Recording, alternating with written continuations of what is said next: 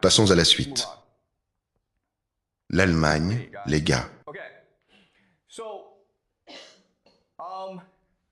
Après que la Russie a envahi l'Ukraine, l'Europe et les États-Unis ont riposté en imposant des sanctions contre la Russie. Le problème, c'est que l'Allemagne dépendait de l'énergie russe bon marché pour faire tourner son économie. Et en perdant cette énergie russe, l'Allemagne n'a plus eu le choix. Acheter du GNL américain 50% plus cher. Et ce graphique vous montre l'impact que ça a eu sur l'économie européenne.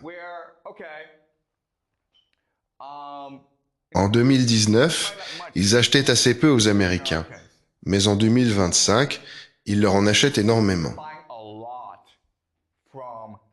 Et je le répète, c'est 50% de plus que le GNL russe. Et ça a été catastrophique, surtout pour l'économie allemande, d'accord?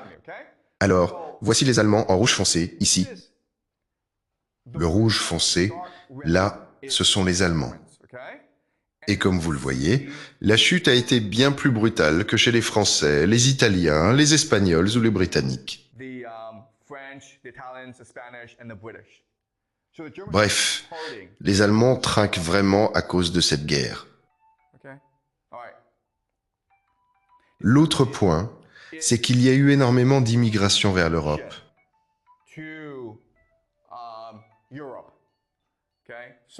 Et dans certaines régions d'Europe, surtout en Scandinavie, la part d'immigrés a grimpé jusqu'à 25%.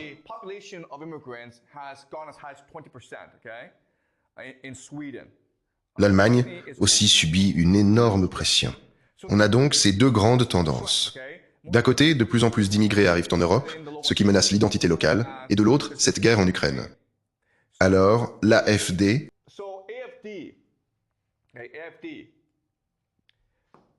qui est contre l'immigration et contre la guerre en Ukraine, eh bien, le parti explose dans les sondages.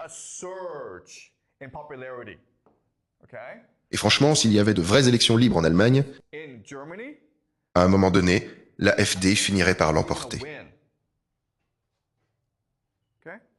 Autrement dit, les Allemands choisissent plutôt de partir en guerre.